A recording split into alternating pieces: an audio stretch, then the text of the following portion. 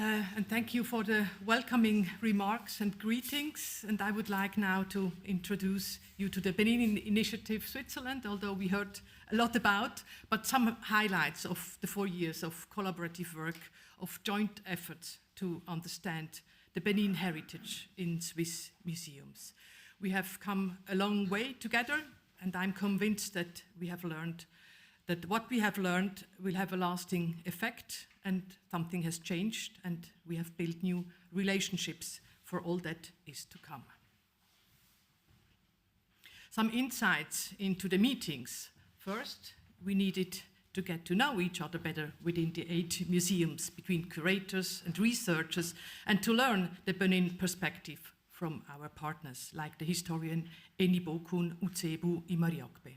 Excuse, ja. Jetzt haben wir wieder kein Bild. Joanna, hast du etwas? Excuse, wir machen ein Video und jetzt habe ich kein PowerPoint hier hinten. Oh je. Das können wir nachher rein tun. Ja, kann man das nachher rein tun. Yeah. So I will continue. It's for the registration only. So the trip, second photo, the trip to Nigeria by Alice Herzog and Michaela Oberhofer, a small delegation from the Benin Initiative Switzerland, extended our partnership and even gave us the opportunity to present the BIS to the OBA. An important milestone was then a workshop, this time in Switzerland, with different stakeholders and experts at the Benin Forum, while in one of our last workshops in Neuchâtel we planned the outputs, such as the publication and the exhibitions. Provenance research was at the beginning of our work. It does not make decisions, nor does it judge history, but it can make visible, point out and mediate. This evolving field of identifying unlawful contexts in the biographies of objects has shown us how important it is to understand the meaning of the works for the countries of origin, to question international legislation and to re-evaluate ethical principles. If I dare to show you this detailed provenance label from an ama, a relief plaque of Prince Odogbo, knowing that it's difficult to read, it's to show that this compressed, dry list with some footnotes can never do justice to the violent stories. We acknowledge that research has been done to share the past and build bridges for the future. What we are still looking for is how to present these multi-layered stories beyond the question of restitution.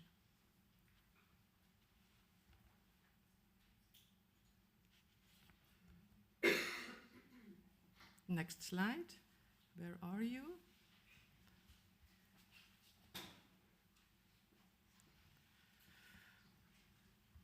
Joanna?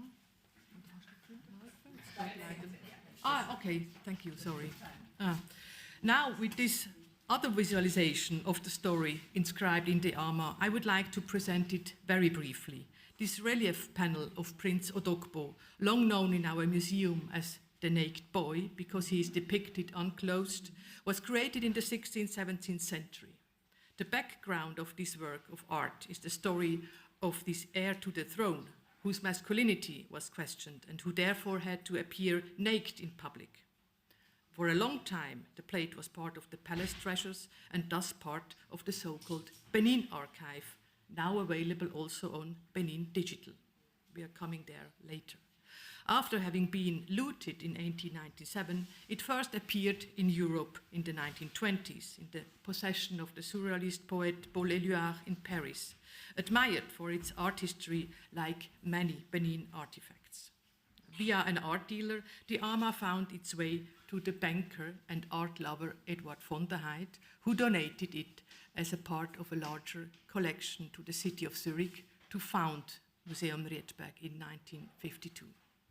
With this ama, we learned to understand the production of art for the royal court of Benin, the role of these objects as memory work, and how to name them, their relevance within the historiography of Benin, and how the European side of history added new values. The joint declaration of early 2023 laid the groundwork for the second phase of the BIS in 23 and 24 and reflects a common understanding of the 30 people involved at this moment you see here. We have already achieved various points of this agreement since then. Others are on the way or will hopefully be achieved in the very next future.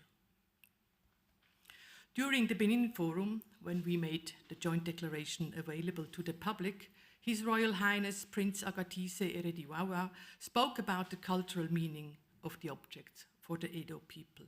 And I quote, "In many museums, you have a religious work encased in glass, and then you see a small inscription trying to describe that object.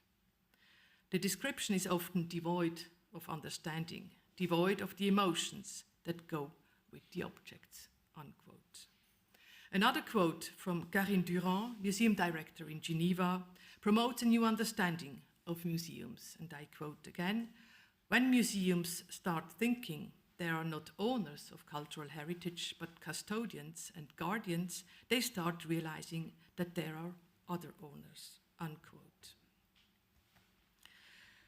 In addition to the already mentioned two research reports, BIS 1 and BIS 2, we have produced a richly illustrated publication, Mobilizing, co-authored and multi-perspective, reflecting the different forms of collaboration.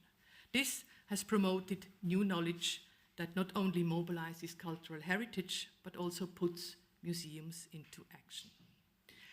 Thank you. And then would like now to ask Daniela Müller to come to the floor and give us more insights in the newest results of the BIS. Thank you.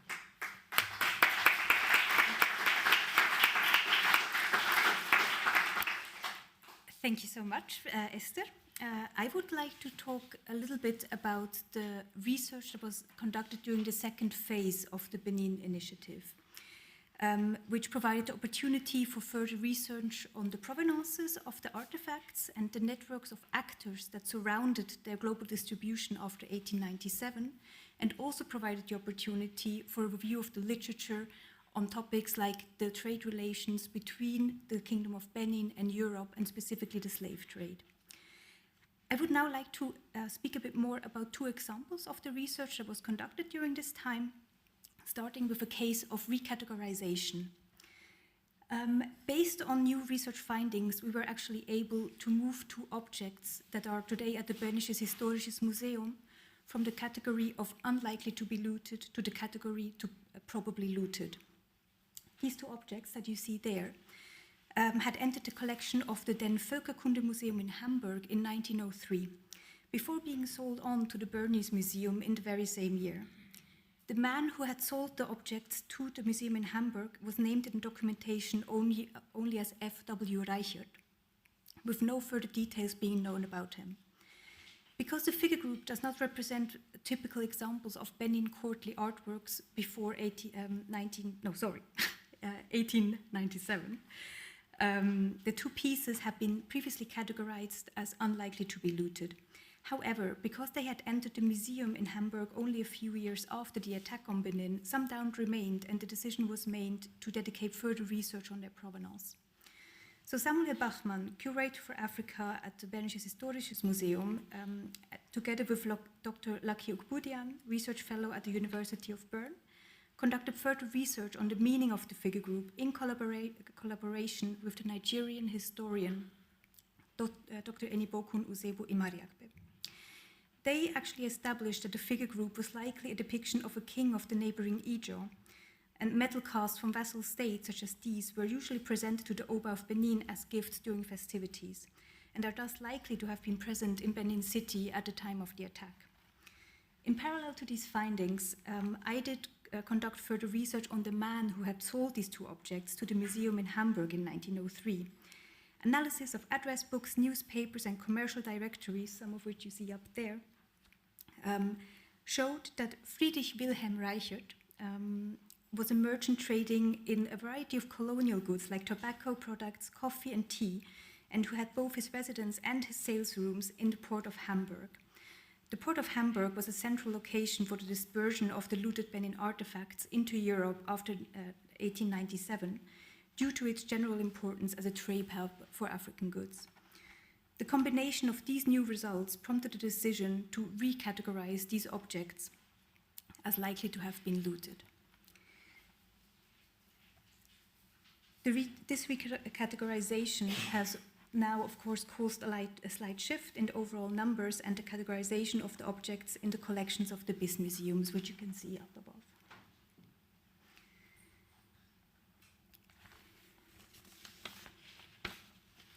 Further research was also devoted to the networks of actors, like the collectors, traders, and museum professionals connected to collections in the BIS museums. The creation of the digital platform Digital Benin provided a really unique opportunity in this regard, as it had catalogued more than 5,000 objects from more than 130 international institutions and had linked each of them to the different people that had played a role in their provenance. As of now, we know 74 names of people that are linked to the provenances of Benin artifacts in Swiss museums, and comparing each of them to the database showed us that while Switzerland was no doubt connected to the international art market, over 2/3 of the known people connected to the provenances were only active with regards to the collections within Switzerland. For the 26 actors that were found to be connected internationally, you can see what type of very complex network emerged from these connections. Analyzing the database really made it possible to further research the mechanisms of circulation of the objects, as well as the fate of individual collections linked to the individual actors. Even if a gap in provenance could not yet be filled, this gave important new insights into how and when objects linked to an actor have moved from the ownership of one person to another. As an example of this, I would just briefly like to talk about one object that is actually today at the Museum Rietberg in Zurich. And it is part of the personal loot of Admiral Harry Rawson, the leader of the British attack on Benin. His personal booty has today been dispersed globally, as you can see on this map. This one ivory arm cuff that can today be found in the Museum Rietberg is supplemented by other objects found in museums in the US, UK, and Nigeria. We today still have a gap between the ownership of Harry Rawson and the first Swiss owner known to us, Han Korai. But by following up the pathways of other pieces in his personal loot through Digital Benin, it was possible to really further contextualize the arm cuff and to place it within the larger collection history. While we know that it was not part of the largest known group of Rawson pieces that is known to us today, which is those sold by his eldest son and daughter-in-law in the 1940s, we know that the arm cuff must have left the family in some other way. And this was a hint of how this might have happened is also given via Digital Benin to us, as there is a chair that is today at the National Museum in Benin City that, according to the information on the database, had been in the possession of a Lady Loch. This is highly likely to have been Lady Elizabeth Villiers Loch, the wife of a high-ranking colonial official in Australia, where Rawson himself became governor of New South Wales in 1902, so some years after the attack on Benin. So the social proximity between the two actors, who no doubt moved in the same social circles, opens room for the hypothesis that Rawson might have given away some objects in his possession during his lifetime, shedding more light on how Benin artifacts might have moved from his possession to others. This is, of course, just a brief example, and the continuation of the provenance research was only one aspect of the work done during the second phase of the Benin initiative, and this is where I shall actually hand over to my colleague Michaela Oberhofer, who will talk about more about the mediation of the research. Thank you so much.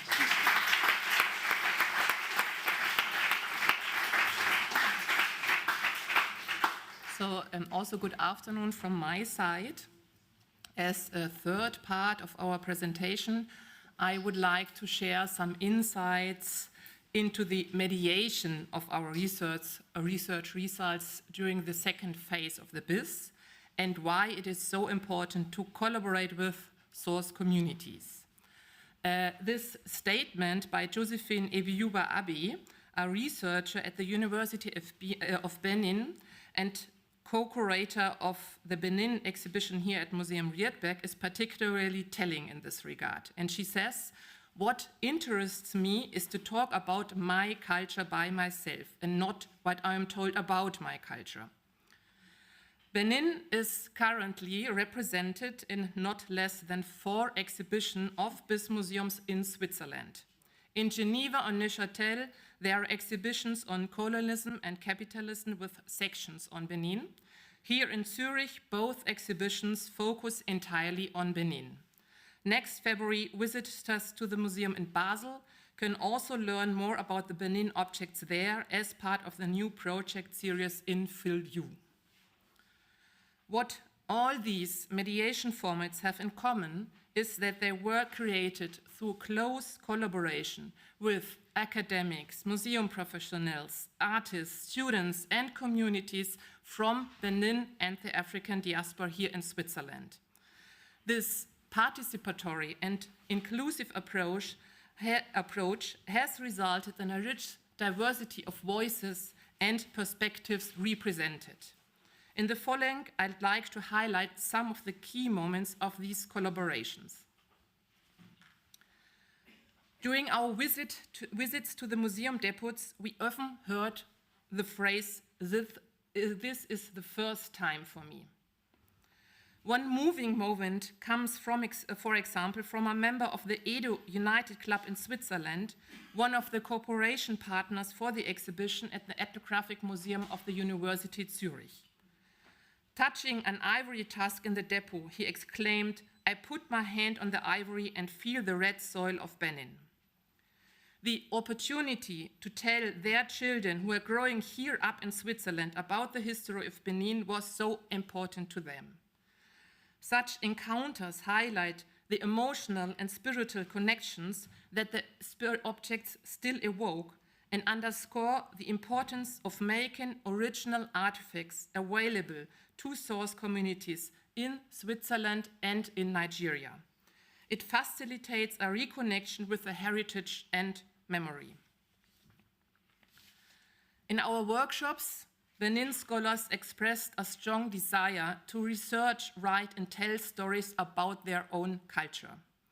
In the Zurich exhibitions, Benin experts such as Patrick Oronsayo contributed his huge knowledge in form of filmed interviews and texts, including quotes and descriptions of Benin objects in Edo language. This exchange not only honors their voices, but also enriches our understanding of Benin art and history.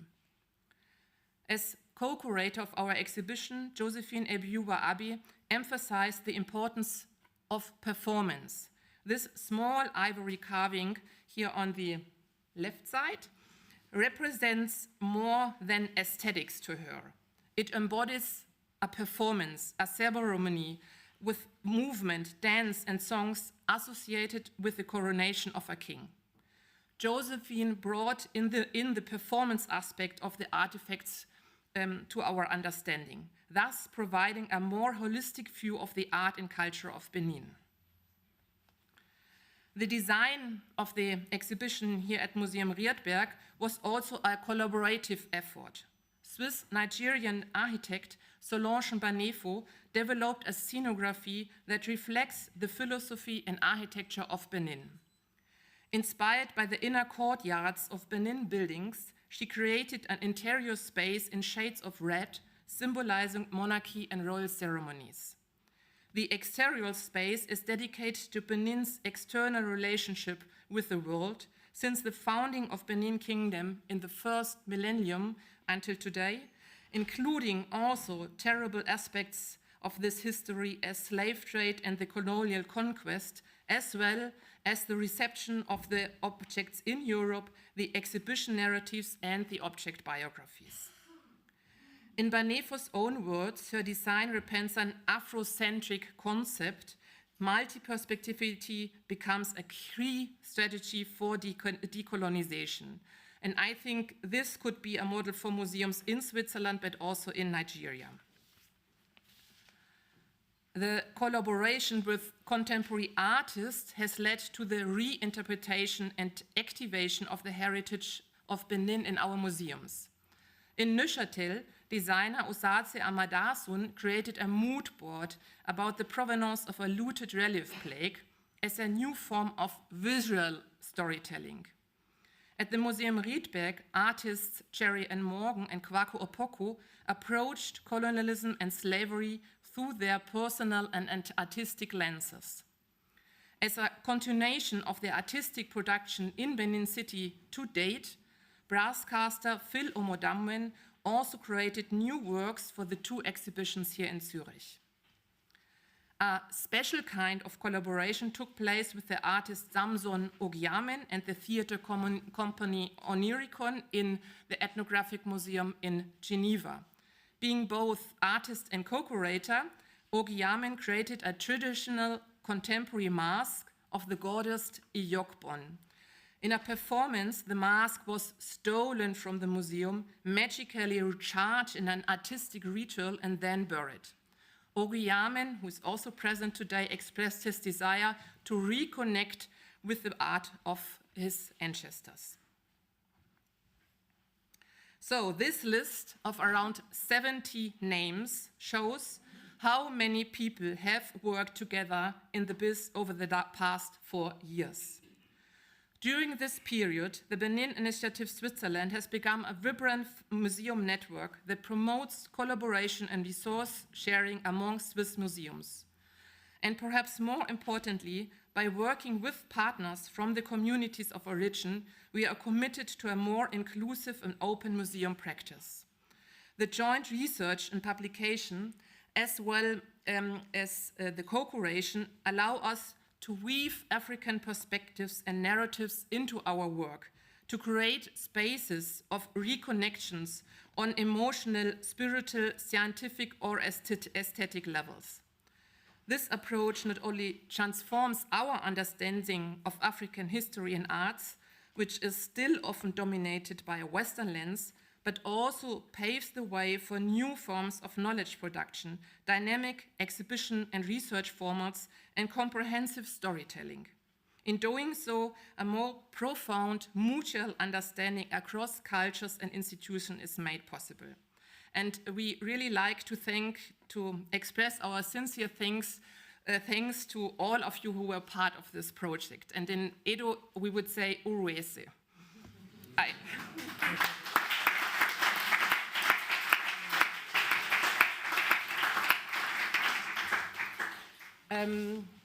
So I am now have the great honor to introduce our first speaker, Olokbil Holloway, the new Director General of the National Commissions for Museums and Monuments. With an MBA in marketing from the University of Buckingham and degrees in psychology, politics, and international relations, he has been responsible for successful campaigns for major brands in Nigeria. Over the past few days, we have been privileged to witness his openness, his cultural understanding, and strategic thinking. We look forward to hearing his vision for the future of the Nigerian landscape in a global world, and I please ask you to come to the floor. It is yours. Ladies and gentlemen, distinguished guests, I would first like to start by turning our attention to the lives that were lost in 1897. So I would be honored if we could please have a moment of silence for all the lives that were lost in Benin in 1897.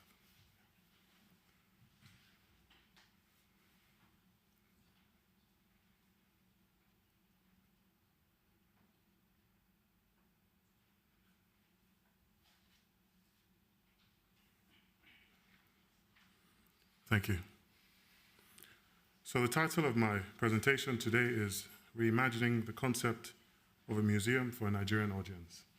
I think it's important to first set the context of why I chose this topic. A lot of the discussions we've been hearing, especially in Nigeria, around the return of these sacred objects is that, well, if these objects go back, then what's the future of the objects even within Nigeria? So I felt that, and the NTMM felt that it was important that today we give you that vision and also shed a lot of light on a few other dynamics. First and foremost, who are we? We're the National Commission for Museums and Monuments. We're the federal government agency responsible for preserving, promoting research and development of Nigeria's rich cultural heritage. So in a sense, we're the central bank of Nigerians' heritage and antiquities. We have a network of 53 museums across the country, 2 World Heritage Sites, 65 national monuments, 1 academic institution, 80 years of existence, and we're lucky enough to also have a zoo. Just to give a brief history of the museum ecosystem and how it was founded in Nigeria. The origin of the modern museum in Nigeria can be traced to early 1930s. The key actors then were Kenneth Murray, J.D. Clarks, Bernard Fagg, Hunt Cool, and Milburn, who were colonial masters in Nigeria's educational department. They were invited to teach art in Nigeria at the instance of Chief Aino Onobalu, a European-trained fine artist who persuaded the then Director of Education to allow qualified art teachers from the United Kingdom take up teaching positions in secondary schools as teachers at training institutions in Nigeria. In Murray's view, contemporary artworks should be taught based on traditional art. Unfortunately, there were no collections to learn from. Secondly, the uncontrolled way Nigeria's antiquities were being shipped abroad was a great source of worry. In their quest to preserve antiquities, they mounted pressure on the colonial government to legislate against the exportation of cultural artifacts, as well as set up museums. This led to the inauguration of Nigerian Antiquity Service on the 28th of July, 1943, with Murray as the first director.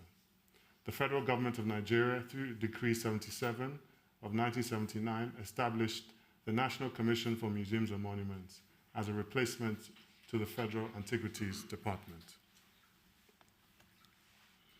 So when we're looking at the importance of a museum, I think we need to understand why do museums exist in the first place.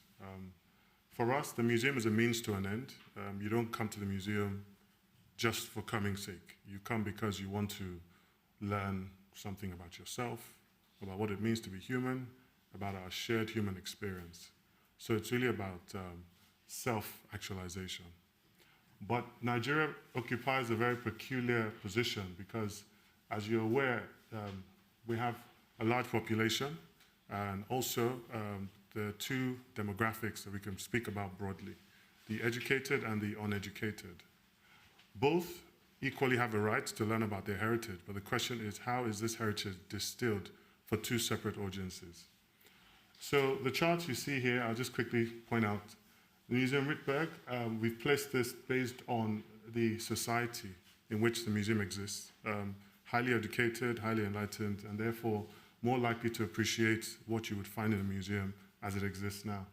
In Nigeria, we'll have 2 sets. We have the educated, the well-traveled, and those that can perhaps understand the museum as a foreign concept, but there's also the local indigenous population that perhaps is uneducated and does not speak English, but also must have access to their heritage and their culture. So what this means for us is it's clear that we need a 2-pronged approach. We need to have the infrastructural development, which is very important because that's where the physical objects will be housed, but it's also important to have the grassroots approach. And if we take the strategy of how Christianity was spread in Africa, the churches were built, but the missionaries went out to spread the gospel. So in the same concept, we will spread the gospel of heritage. So we will go into the grassroots and educate people about their heritage and take some objects. And so that way, we're not waiting for them to come to the museum, we're taking the museums to them. This just basically sheds more light on the museum access program. The name is not cast in stone, but the general concept is that we need to make the museums more accessible. And there's a certain demographic of people that won't feel comfortable walking into certain types of buildings because perhaps fear of embarrassment, perhaps fear of using the facilities. So it's important that we, find ways of carrying them along in this journey of cultural enlightenment and heritage. So this speaks to taking the museums to the people in a nutshell. But also, there is the need for infrastructure because things that are built well tend to stand the test of time. So for us, this is a 3D render of the Lagos Museum. And the wing you see on that side is actually the new wing. The thinking is that we need to reimagine the museum in a way that is authentically Nigerian, that fits with our climate, that looks at sustainable architecture, and perhaps ways of powering the museum or keeping the museum cool that may not need electricity, just more sustainable ways. And it's ironic because that's really where the West is also heading.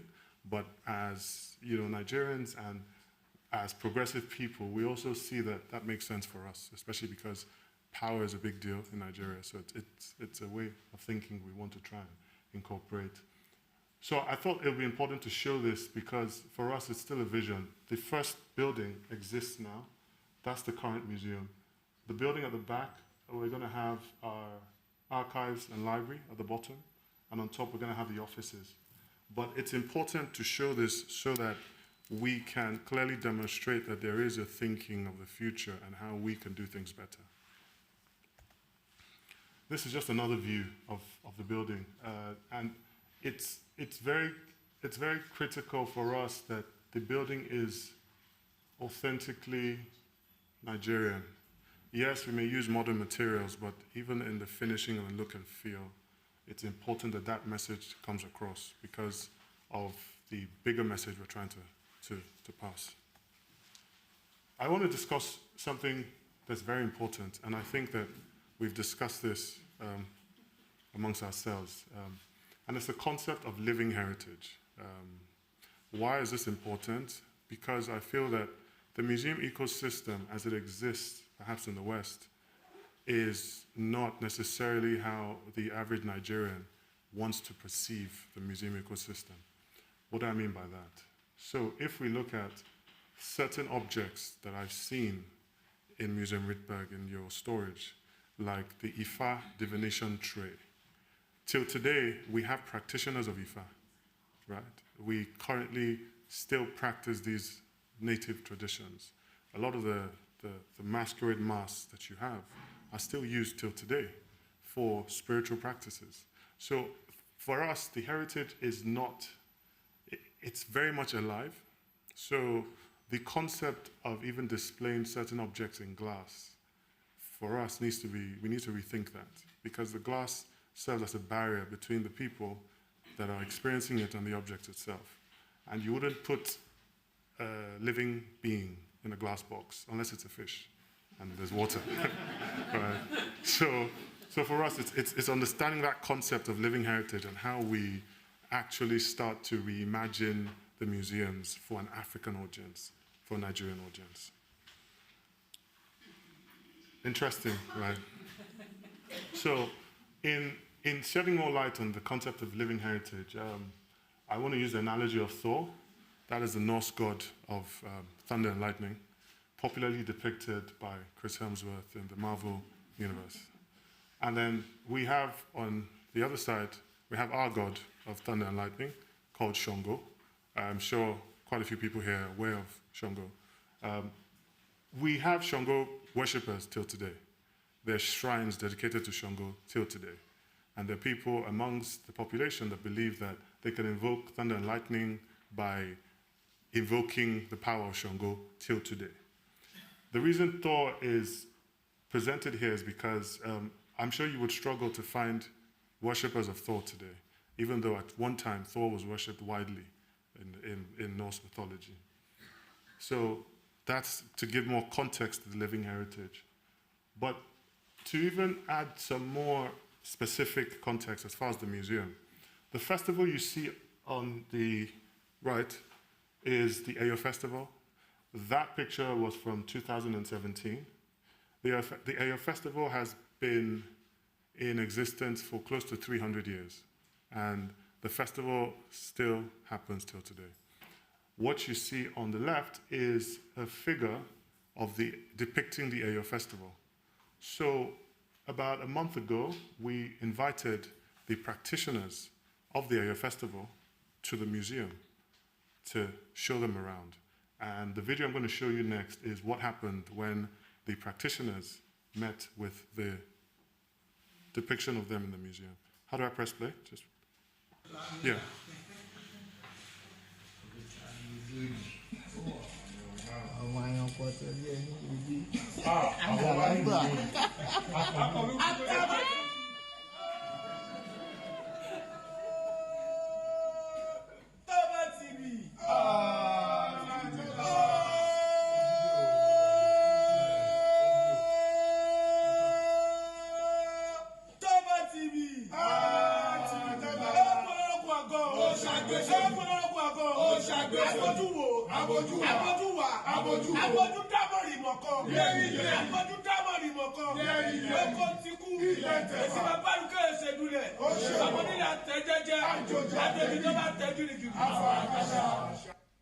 So I'll just give some more context to what you just witnessed. That was an act of veneration. They were chanting praises to the deity that they were in the presence of. Because to the people of Lagos, the Eyo festival is a deeply spiritual festival. And while for museum practitioners, it's just another masquerade in the museum, for the practitioners, it's a way of life. So it's important that a Nigerian museum, especially being Nigerian, has to take in those nuances and understand the context in which we display certain artifacts and certain objects. And also it's about ultimately the respect for a people's way of life, their belief system, their spirituality. And this now brings us a bit more specifically to the sacred objects of Benin. The picture on your right was taken in 1897, and I've highlighted a stool there. That's an ancestral worship stool for Oba Rasoyen. It dates from about 1735 to 1750. It was initially thought to be a coronation stool, but we were giving more information that it's a stool used to, the Oba sits on the stool when venerating his ancestors. So it's a stool used for deeply spiritual practices. Now, the reason I highlighted this was because a couple of months ago, this was one of the stools that was returned to the Oba of Benin. There had been different attempts for this stool to be restituted, and I think this goes as far back as the 1920s, and all attempts had been blocked by bureaucratic red tape, by political unwillingness, and just the general feeling that if these stools go back to the palace, what's going to happen to them? But I think it's important that the NCMM now imbibes a strategy of collective custody and understanding that while we are the government agency tasked with negotiating the return of these objects, the management and the preservation and the education, we must also carry along the indigenous practitioners of these ancient practices. Why? Because through them, we understand that certain objects have to be returned. Certain objects have to be displayed in a certain way. And indeed, certain objects should not be displayed at all. Because just the same way in Catholicism, there are certain places in the Vatican only the Pope can go into. The Holy of Holies, right? The Nigerian and the African, we have our own equivalents. So certain objects are not meant to be in the museum. But we can only know this by talking to the practitioners. And the video I'm about to play to you is what happened when the day the stools were returned to the Oba.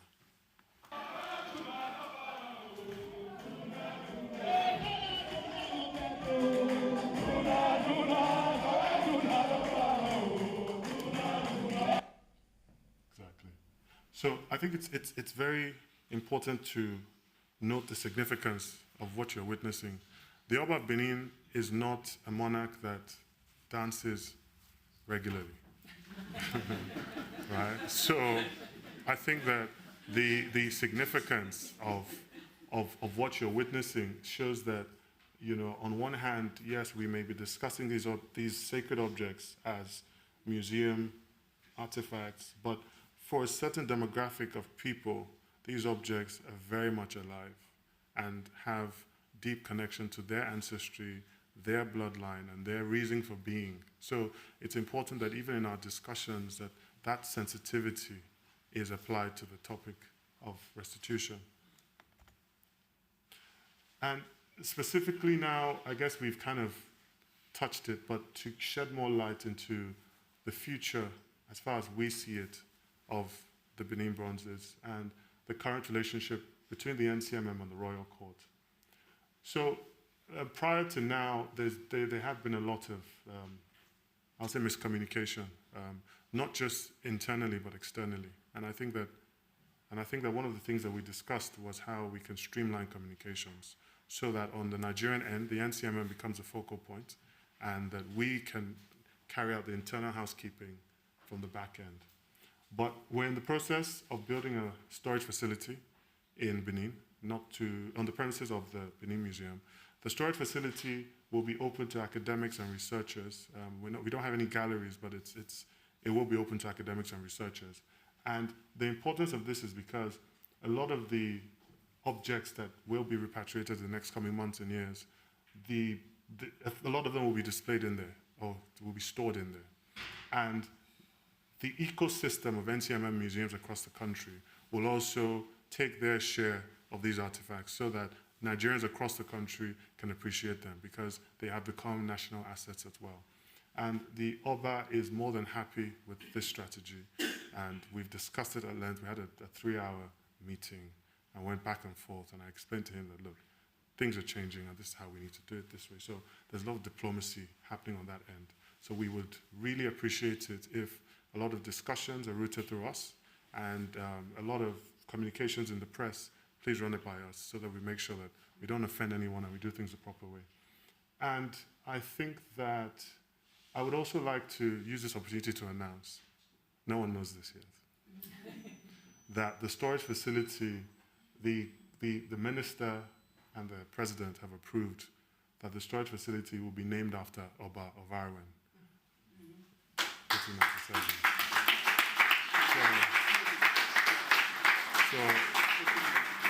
So the storage facility will be called the NCMM Oba of Arwen Storage Facility. And for us, it's an important symbolic gesture to address the collective trauma of 1897, because the objects were stolen from the palace. And we can't rebuild the palace, but the storage facility is not too far from the current palace, and most likely not too far from where the atrocities took place. So I thank you for your time, and danke.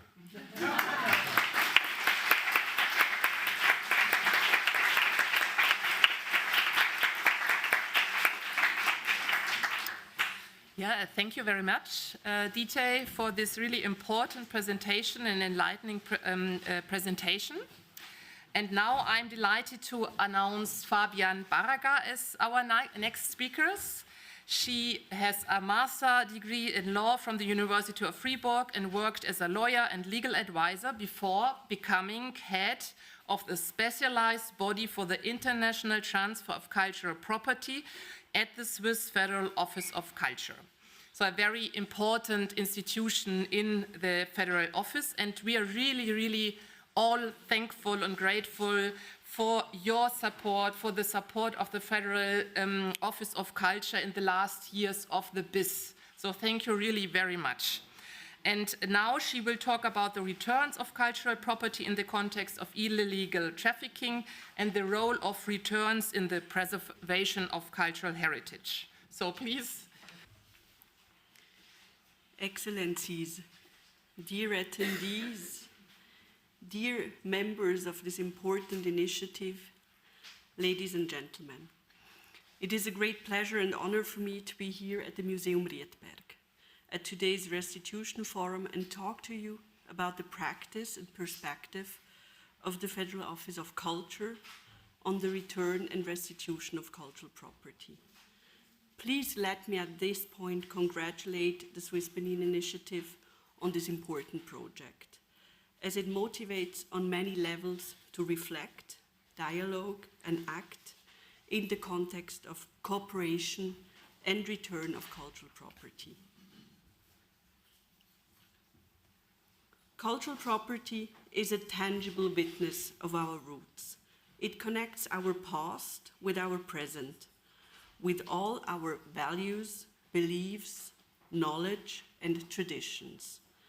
The inherent value of cultural property in regard to history, identity, social cohesion, source of resilience, and evidently its monetary value made cultural property also a target of looting and theft since ancient times, and people and communities are being deprived of their cultural heritage. Today, we are committed to protecting cultural heritage, and it falls onto states to do so.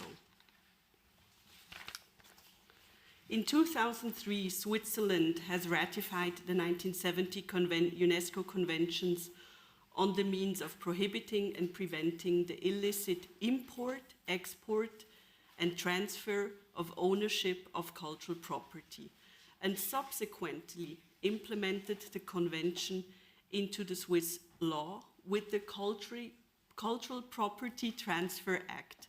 We call it shortly the CPTA, just for a better understanding. The CPTA is in force since 2005. It introduced strict rules in regard to the import and export and transfer of cultural property into Switzerland. Today, the transfer of any stolen or looted cultural property is punishable by law. In addition, Switzerland has concluded various bilateral agreements with countries that regulate the transfer and the return of cultural property. As of today, 9 such bilateral agreements are in force with countries of Asia, Africa, Europe, and Latin America. All of that marks an important commitment for a country like Switzerland, a country that can be considered as a cultural hotspot. Not only does Switzerland have one of the highest densities of museums in the world, but also has the 5th most important art market worldwide. In this context, the CPTA regulates the trade in cultural property, and today, Swiss art dealers are subject to very specific due diligence requirements. That means trading is legally permitted as long as objects are of legal provenance. That means not looted and not stolen. In conclusion, the purpose of this legal framework is to prevent the illegal transfer of cultural property and to preserve the cultural heritage of mankind. In this context, it is important to mention that in accordance with the general principles of law, I am a lawyer, so I have to mention it, the law are not retroactive applicable. That means the CPTA in Switzerland is not applicable for cases before its entry into force 2005. The specialized body for the international transfer of cultural property at the Swiss Federal Office of Culture has been entrusted since that date with the execution of the law. As the Federal Center of Competence, it is point of contact for the public, involved circles, and authorities. It represents Switzerland vis-à-vis foreign authorities and on issues of the transfer of cultural property. Finally, it advises and coordinates the work to the federal authorities and assumes an advisory role on cantonal authorities.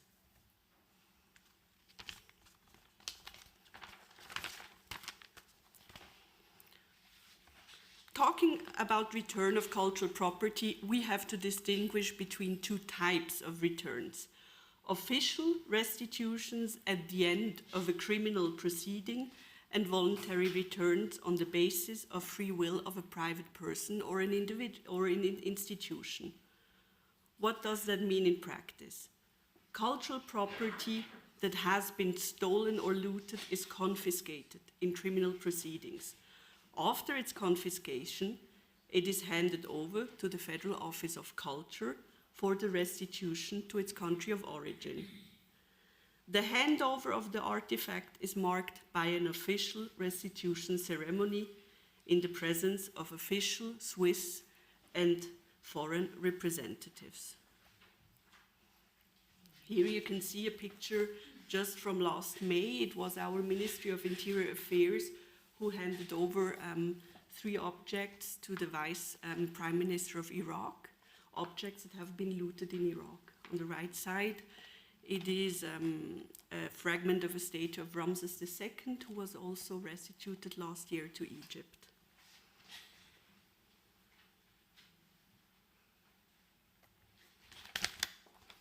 Finally, there are cases where private individuals or institutions wish to return their cultural property back to the country of origin. Usually these objects have been in Switzerland for several decades, if not longer, and therefore do not fall under the CPTA. The circumstances of how the objects left their country of origin and ended up with the current owner could hardly be more different. Some of the objects were looted or stolen. Others were at the time legally acquired in the countries of origin, although the circumstances of their acquisition were in certain cases, or in today's perspective, very problematic. Some objects have been legally acquired or donated or have a legal provenance. Some objects have been inherited and no knowledge of their provenance is available. What all they have in common, however, is that the vast majority of the cases, the current holder of the object has, according to Swiss law, acquired legal ownership, either, for example, through acquisition or inheritance. However, all of these leaves the question of the moral and ethical handling of such objects unanswered. And so the motivation for the desire for the return of these objects is as diverse as the circumstances how they came to Switzerland. The Federal Office of Culture has been acting in this kind of situations as an intermediary for many years. Based on our long experience and our international network, we establish a contact between the private individual, the institution, and the foreign state, and facilitate the return process. We are fully aware that the contacts can be very problematic and hurtful, and we try to provide a platform for dialogue between the private individual, the institution, and the country of origin. A dialogue which, in the best case, goes beyond, without judging or evaluating. This opportunity for dialogue has in many cases led to understanding, mutual appreciation, and encounters on equal terms.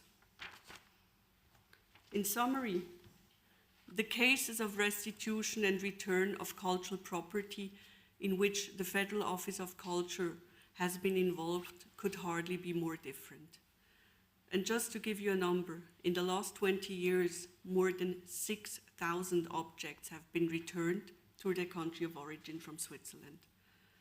The official returns, the so-called restitutions, which are carried out in application of the law and after a criminal proceeding, are the result of a strict application of our laws in the fight against the illegal transfer of cultural property.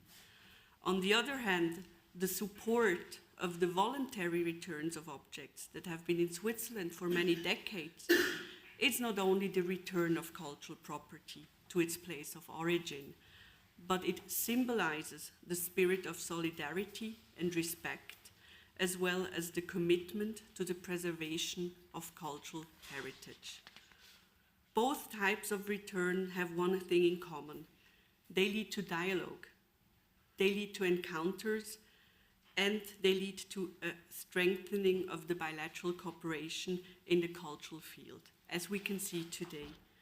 And they can, on that way, contribute to a common understanding of the importance of cultural heritage and its protection. Ladies and gentlemen, we turn to cultural heritage as a source of resilience and comfort in times of conflict and grief. And in better times, cultural heritage connects us, brings us together, just like today, here on this autumn day in Zurich. Thank you very much.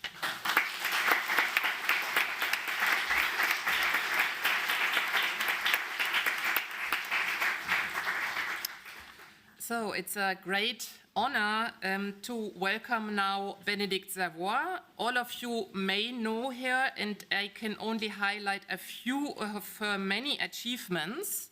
Bénédicte Savoy holds a PhD in art history from the University of Paris and has been a leading voice in cultural heritage, looted art and restitution, ethics and museum studies. In 2003, her work on German heritage looted by French troops during Napoleon's campaigns received much attention. From 2016 to 2021, she held the chair of Histoire culturelle du patrimoine artistique at the esteemed Collège de France in Paris. Currently, she is professor of modern art history at the Technische University at Berlin. In 2018, you know it all, alongside with Felwine Sarr, she authored the landmark report commissioned by the French President Emmanuel Macron on the restitution of African heritage. This report and also her other books like, for example, her book on the long history of reclaims of restitution in Germany, or in German, towards German museums,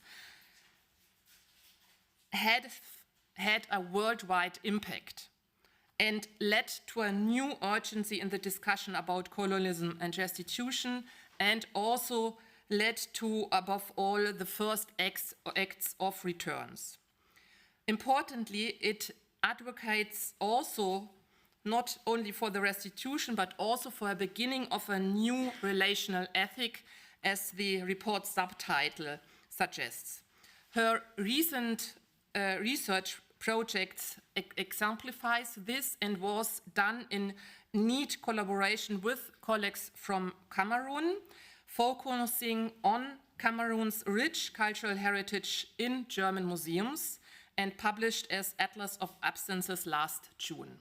So thank you really very much, Bénédicte, for coming, for accepting our invitation, and for giving this keynote to us. Thank you. Please. Hello, everybody, ladies and gentlemen, dear team of the Museum Rietberg, dear BIS team, dear colleagues, and everybody. Thank you so much for inviting me to this very important forum here in Zurich, where I spent a lot of beautiful weeks 2 years ago, I think. I'll start my talk with a clip from an action film. I'm sure many of you have seen it. We are in London in 2014. A young Nigerian student is on trial for trying to steal some sacred objects from Benin, from a London museum. He claimed they belonged to his ancestors and wanted to take them back home. But he was arrested. Police. Your Honor, these artifacts are more than pots, trinkets. They are a history of my people.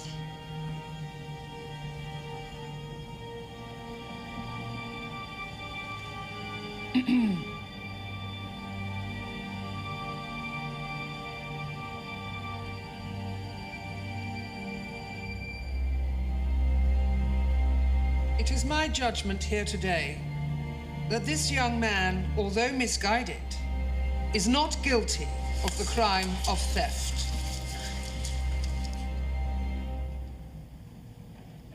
However, it is beyond the ability of this court and this judge to determine the actual ownership of the artwork in question. I hope my judgment will help our visitor pursue a legal path. I recommend that he contact the International Court of Justice. If anyone can help him with the return of these artifacts, it will be them. And I wish you good luck. That was 10 years ago, when the Nigerian filmmaker Lancelot Oduwa Imasen shot this film. Such a happy ending felt like science fiction. Back then, no one in Nigeria, Europe, or the world could have predicted that soon this issue would reach government agendas, and less than 10 years later, substantial actual restitution would have taken place. The judge's good luck wishes to the young man has become our reality.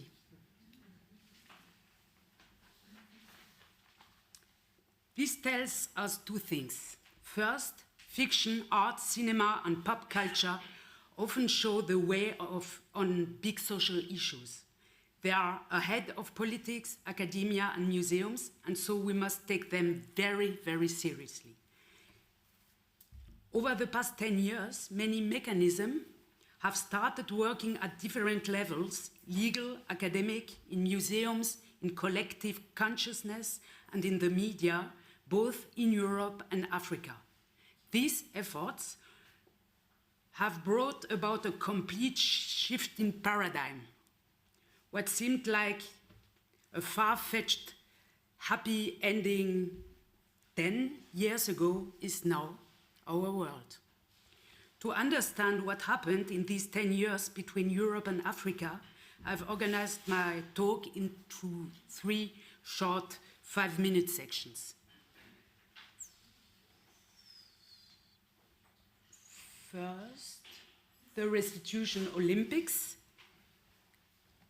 what we saw in 2014 and what we see in 2024. But before we dive in, I want to set rapidly the context, or my context. First, where I'm coming from. You said it, Michaela, in your warm welcome. Thank you so much. I've been working for about 25 years on the topic of cultural looting as a tool of imperial power in Europe. And I started this journey with an intense work on Napoleon and his looting of art in Europe. For the past 10 years, my research has taken on a collective form through major research projects with colleagues from Africa, such as translocations, historical inquiries into the displacement of cultural assets, Atlas of Absence, exploring the absence of Cameroonian heritage in Cameroon and its massive presence in Germany. 14,000 objects from Cameroon are now in public museums in Germany. These ongoing projects began in 2020 with my colleague, Professor Albert Guafo from Chang University in Cameroon. But also the restitution of knowledge, reconstructing acts of military violence linked to the history of German museums, which has now led to a new project called Repertory of Colonial Plunder, just starting up now.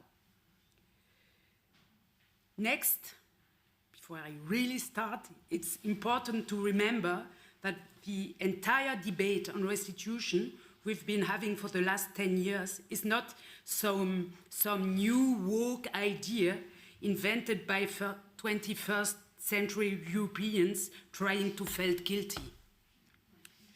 This topic was already intensively discussed during the independence movements of African countries in the 60s. It was driven by influential intellectuals and politicians from the continent, like the Nigerian poet Ni Oshundare on the left, the president of Zaire, Mobutu Sese Seko, future Nobel Prize winner Wole Soyinka from Nigeria, Ekpo Eyo, the famous archaeologist, was the first director of your service of antiquity, so is your grandfather, institutional grandfather. The next one is UNESCO's first African Director General, Amadou Makhtar Mbo, and also the Asante King Otumfuo Opoku-Ware II had a very important role in this first debate.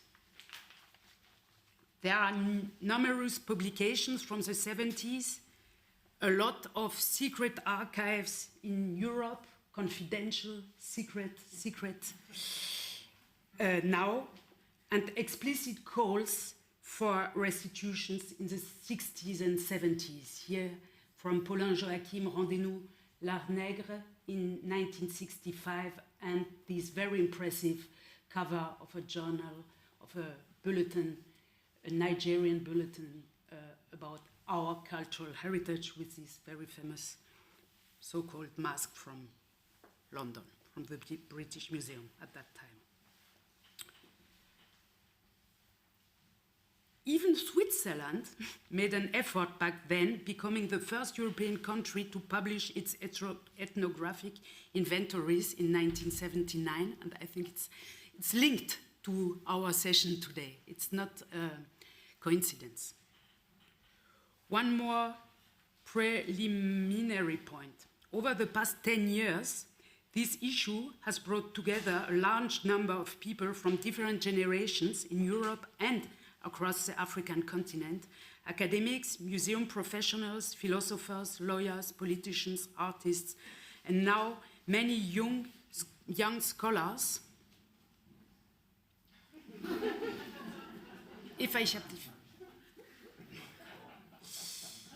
Many young scholars, like the Franco-Senegalese filmmaker Mati Diop, you can see here, who is probably the most famous representative of this new generation of people working on restitution. All these actors, people, protagonists, have been working at different levels in different networks, which makes it hard to quickly reconstruct what happened in the last 10 years, because it was really complex and on several levels. We can speak from a restitution movement, not only in Europe. Part one, finally, the Restitution Olympics. Let's go back 10 years. It's 2015 in Berlin. At that time, the question of restitution was mainly pushed by activist groups like Berlin Postkolonial. Here you can see on the right its co-founder, Nyaka Sururu Mboro, protesting against the Humboldt Forum. Mboro is holding a sign with a sacred head from Benin City that is kept in the Prussian Museum collections. The slogan reads, "Schon Beutekunst betrachtet, ever admired war loot."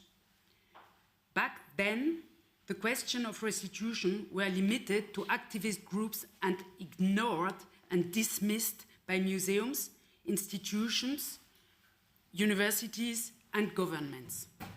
It was as Germans say. On the European government level, their attitude was clear. It was a firm no.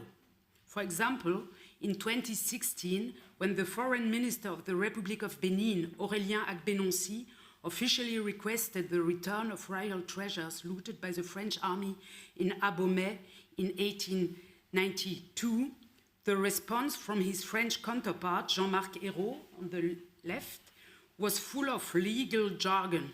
He used terms that were hard to pronounce and even harder to understand. That's the beautiful request by Aurélien Agbenonsi in August 16, and that's the very short answer. Under current law, les biens que vous évoquez ont été intégrés de longue date, parfois depuis plus d'un siècle, au domaine public mobilier de l'État français. Conformément à la législation en vigueur, ils sont soumis au principe d'inaliénabilité, d'imprescriptibilité et d'insaisissabilité. En conséquence, leur restitution n'est pas possible. Under current law, these cultural assets are subject to the principle of inalienability, timelessness, and immunity from seizure. Therefore, restitution is not possible. This French stance was mirrored by other European countries.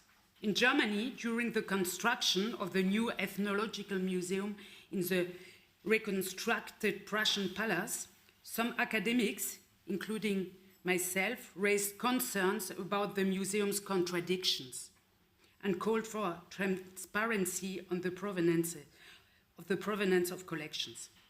The response was just as dismissive. You can see here the public reaction from the Prussian Cultural Heritage Foundation, which stated, and I quote, "Es war das Sommerloch-Thema des Jahres 2017, der deutsche Kolonialismus." I don't know how to translate Sommerloch-Thema. It's something like it was the buzz of the year 2017, the German colonialism, something like invented and not so important, only to feel the summer. It's hard to be more arrogant and more wrong at the same time. This was the context when Emmanuel Macron, the French president, was elected in France. He was 39 years. One of his first official trips was to Burkina Faso in West Africa. Although many of us remember that moment, I'll play a short clip to remind us of the atmosphere back then. It was the end of November 2017.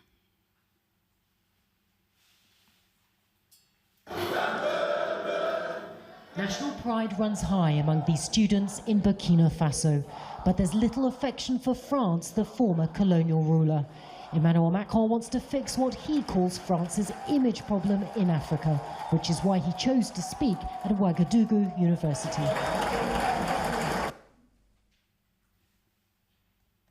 Oops. Sorry.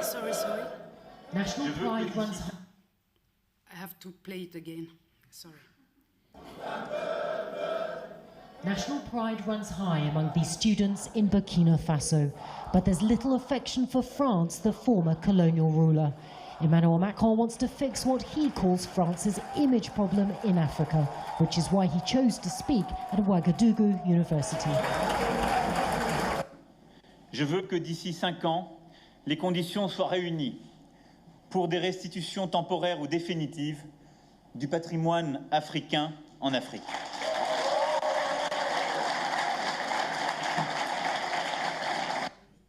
Whatever Emmanuel Macron's intentions were with that declaration, it triggered a major shift on a global scale. Some accused him at the time of using cultural heritage issues to improve France's bad image. 7 years later, despite substantial restitutions to the Republic of Benin, for example, France's image hasn't improved at all. This shows that cultural heritage can't be used as a political tool and that cultural objects have their own logic and their own rules, and it's very important to know it. What happened next is something you all know, I think, so I'll be brief. My colleague Felwine Sarr, then a professor of economics at the University of Saint-Louis in Senegal, on the left, with the French Minister of Culture at that time, Franck Riester, in the middle, and Emmanuel Macron from the back. Felwine Sarr and I were tasked by the French president to write a report on restitution. We worked on it for 8 months, and here we were giving it to Macron. You mentioned the title, The Restitution of African Cultural Heritage Toward a New Relational Ethics. It's a report of 250 pages. The report suggested, after half a century of avoiding the issue, that we, the French government, now lean towards saying yes rather than a blanket no or imprescriptibility, incessability, and don't know what, to restitution requests from African countries. After the report was completed, it had an important impact in France, Germany, and across Europe. It was like a billiard table where one ball hits another. On December, we give it on the 21st of November 18. On the 15th of December, the French ball hit the German ball. Here you see a remarkable article written by both culture ministers in Germany at that time. Monika Grütters from the conservative CDU-Partei, CDU, and Michel Müntefering from the socialist SPD party. Both of them wrote this article referring to the French initiative and starting for the first time in Germany using the word restitution. Eine Lücke in unserem Gedächtnis. Deutschland und Europa müssen sich ihrer Kolonialgeschichte stellen. Eine Rückgabe, restitution, der Kulturgüter ist erst der Anfang. At the same time, here in Zurich, the rietberg team and you was already deeply engaged in these issues. You can see it in the title, the date, and the Nigerian artwork on the cover of this brochure accompanying an exhibition from the 1st December 18 to 19. In 2019, after the French ball hit the German ball, the German side began moving faster and faster. Meanwhile, the French side slowed down due to various events like the yellow vest protests every Saturday from the day after we submitted our report, and who did a lot of work for the Ministry of Culture because a lot of cultural sites were in danger, and after that, the Notre Dame fire in April 2019. Significantly, there were many comments from the German press and politicians at that time pointing out that nothing was happening in France. Here's an article from the Frankfurter Allgemeine Zeitung in July 19. It shows the monumental statues of Abomey claimed by the Republic of Benin, at that time displayed at the Musée du Quai Branly in Paris, with this comment, restitution AD, it means bye-bye restitution, highlighting the deadlock situation in France. Meanwhile, Germany held multiple consultations to prepare for its own restitution effort.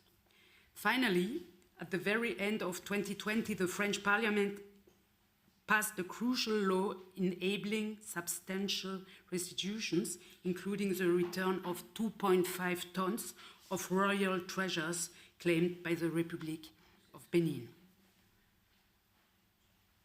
These 2.5 tons of royal treasures arrived in Cotonou in November 21, where they had and continue to have a massive cultural impact.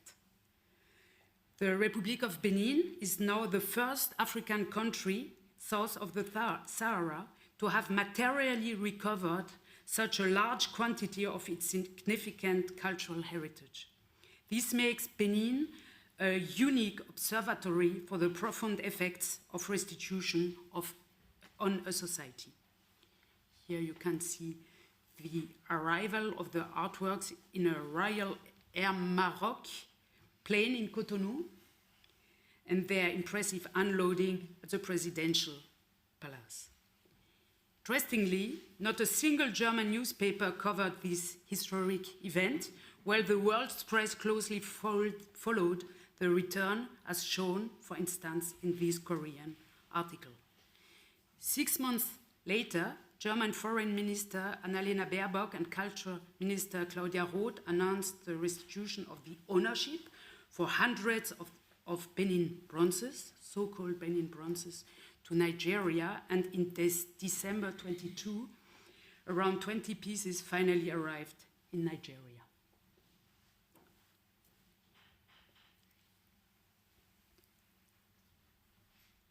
On the same day, the New York Times quoted a senior German official who took pride in doing better than France, saying, "Macron took the very French route, a great speech by a great president. Then it takes years for reality to match those words. We are operating in a German way. It isn't especially sexy, but it can be efficient."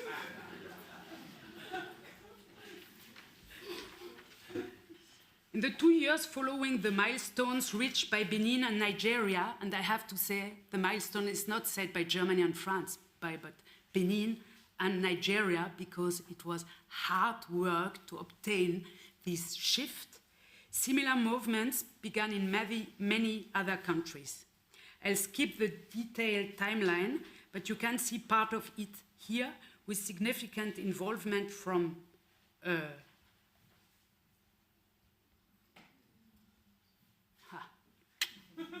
this Benin Initiative Switzerland was very fast and very impressive, I have to say. Belgium came in July. After that, some university museums from the UK, Cambridge and Oxford, but also Aberdeen, gave objects back, objects in brackets. And very important information for us in Europe is the fact that American museums now are also working on restitution. The most important return went to Ghana in February 24. You can see here, I hope. No, why? Okay, here I had a very impressive photograph from the Asante Hene. He's a king of the Asante people, taking back objects from the Fowler Museum in California. In 2018, when Felwine Sarr and I spoke with Oswald Omeki, the Minister of Culture in Benin at the time, he told us he didn't believe in restitutions at all. He thought it was probably another European strategy to appear progressive while retaining control or delaying real change.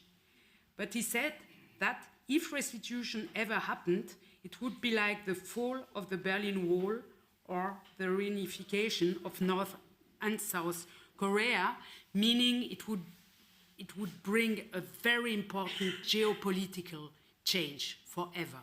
And now, today, we can say the wall has fallen, and it has fallen irreversibly.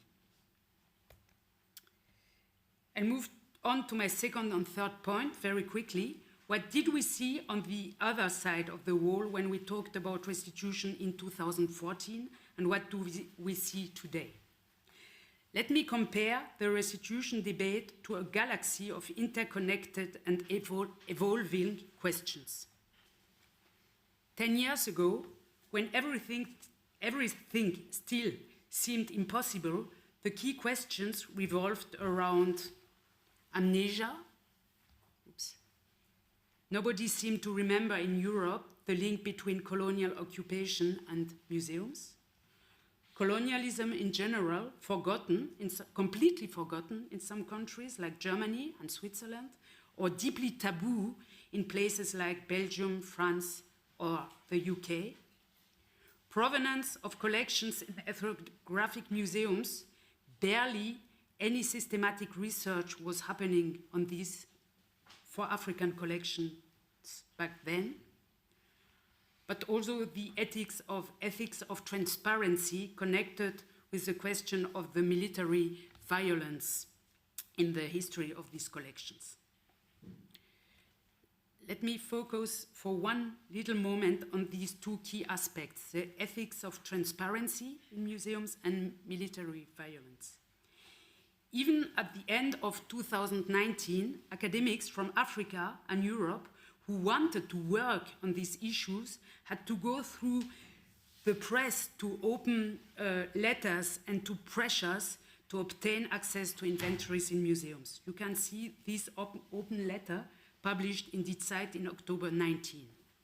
Since then, the access to this information is much, much, much better, and our knowledge about military violence is connected to this access to inventories much better. For example, here's an archive entry for a drum located at the Rautenstrauch-Jost Museum in Cologne, attributed to the Bakoko people of Cameroon.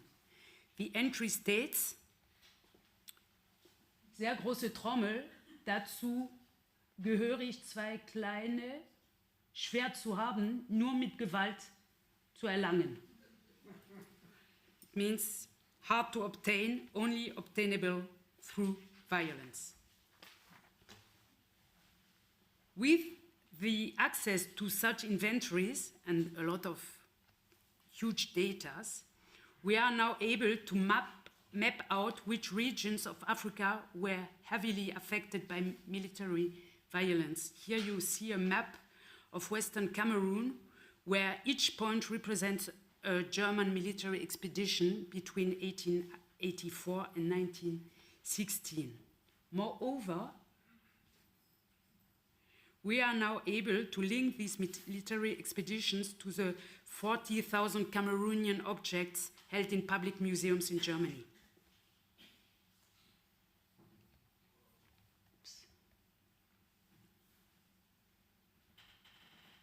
For instance, here you can see the connections between specific royal artifacts in Berlin, Munich, Stuttgart, Hanover, and Leipzig with German military expeditions in Cameroon. Many of the questions we had then 10 years ago are now being answered with great precision, and your explanations were very important for that. This gives even more weight to the demands coming from the African continent. At the same time, as many questions are being clarified or have reached an international consensus, many new constellations of questions are coming into focus. That doesn't mean the old questions like proveniences, etc., transparency have disappeared, but new ones have emerged. Here are a few.